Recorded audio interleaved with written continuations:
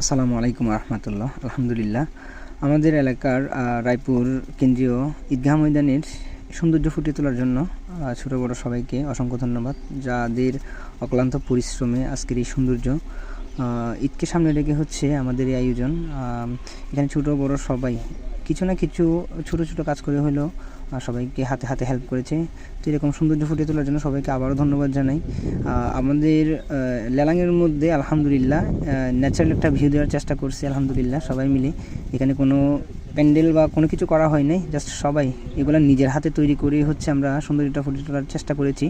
তো যারা এই রাস্তা দিয়ে যাবেন একবার হলেও এই জিনিসটা একটু দেখে যাবেন, ইনশাআল্লাহ আপনাদের সবাই ভালো লাগবে।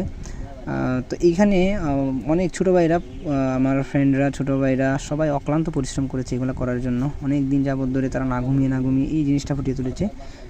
তো এখানে আরও কিছু কাজ বাকি আছে, তো সবাই এসে একবার দেখে যাবেন, আলহামদুলিল্লাহ সবার ভালো লাগবে।